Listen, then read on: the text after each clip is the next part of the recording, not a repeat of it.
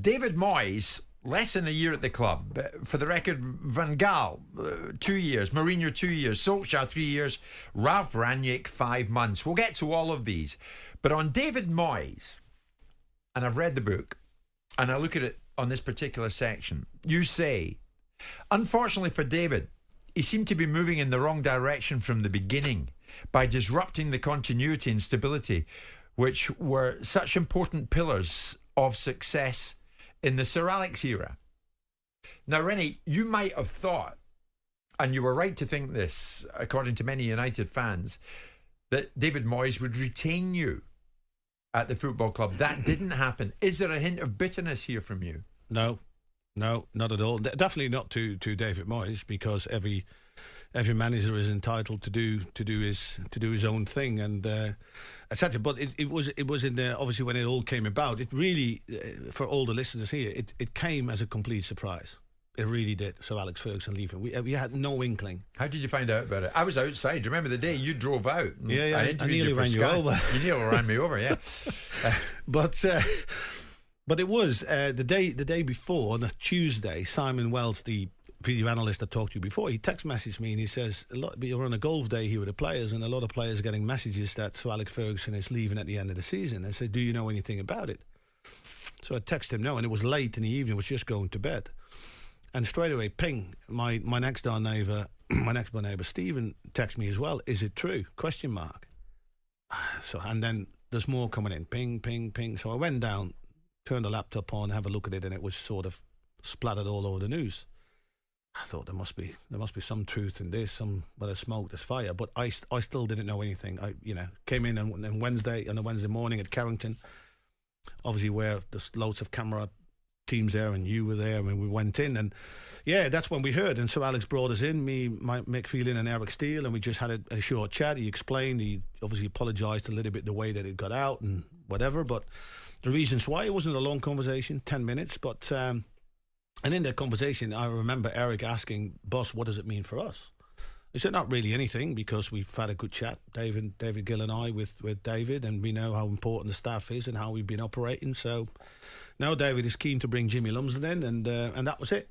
We had games to play and games to prepare, so off I went and do my normal stuff, and there we go. So I didn't make much of it, not at all. It just took a while for me to sort of sink in, a world without Sir Alex Ferguson, Carrington without Sir Alex Ferguson. It was like you couldn't really picture it, and it was a bit unreal because you still had so many games to play, and within those weeks it sort of started to develop a bit further. And so Alex brought me in his office one day and he said, listen, I've spoke to David about you and what you've been doing. He likes to have a chat with you, and it's fine. I said, not a problem. So I did. I went to see him at his house. What happened after that? Well, we had a really long conversation with David, and basically I was the one that spoke first more and say, listen, this is how we've been operating, how Sir Alex wanted it, and what everybody's role was and how we did it, and et cetera, et cetera. And at the same time, I've asked David a little bit, what is your remit? What is the things that you can and cannot do? He says, basically, I can do what I like. So we'll see. And we sort of left it after there. We would have another follow-up conversation the week after, because he was going to speak to Eric and was going to speak to Mick Phelan, etc. So, but I was still in the opinion of we all going to stay, which is great. The machine room will stay the same, not a problem. David will be coming in. I was trying to explain to him, David, come on, go and sit on Sir Alex's chair, because it will be different. Let us lead the way and you will find your way in. Not a problem. But it turned out to be that the week after I had a follow-up conversation when I learned that David was not going to retain Mick Phelan. He was not going to retain Eric Steele. Obviously, the manager was gone, and I started to paint a picture here. And I thought, hold on a minute, I'm the only one that's going to be left here. So how is this going to work? And, and clearly I didn't really get the answer I was sort of looking for, mainly also because David is 1 year older than me. And he said, well, I'm very hands-on, I know what you've done for the club, but I'm going to do a lot of that myself, and et cetera, et cetera. So I thought to myself, well, then there's not really much reason for me to hang around, is there? So I started to feel I got cornered a little bit, because it was going to be an awkward situation, because the players knew what I've done before. different style of management. There's a manager that delegated everything, trusted all his staff, which we just carried on with it. And now they're going to get a complete new manager who was completely hands-on and took control of everything. So there was like two different worlds emerging. So it ended up for me just, not staying, and David, bringing in his own people and doing it his own way. Very sad, obviously, that it didn't work out for him. And very sad for me that at that point I had to leave Manchester United.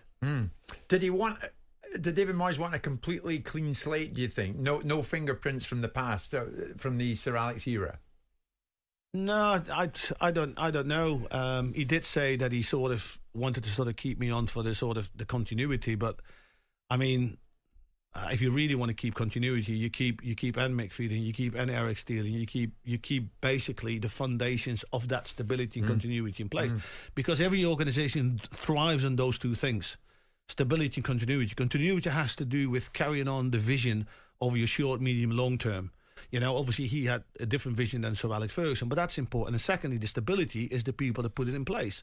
So if you start to all those things away, things start to become shaky. This is a slightly awkward one, but I'll ask you it. Sir Alex pinpointed Moyes as his successor, and then it came about that Moyes got the job. Do you think Sir Alex could have done more on your behalf?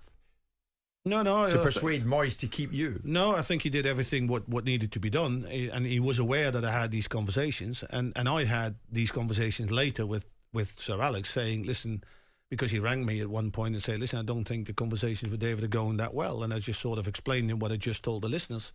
He says, well, you told us basically everything's going to be the same, but it's not. So, I think David wants to do it with his people and in his way. But the thing for me is, and that was the starting point for all of us, for Mick, for Eric, for Tony Stredick, all of us, the only thing we wanted to making sure that we carry on in the way that we did, and we carried on to making sure that Manchester United stayed as successful as they were under Sir Alex. Yes. Yeah. That was no doubt about that. So when you ask me first, is there any bitterness in that respect? No, not at all. And there's definitely no bitterness or hard feeling to David Moyes. Absolutely not. I've got huge respect for him, and especially what you've done, and a huge credit to what he's done with West Ham last season.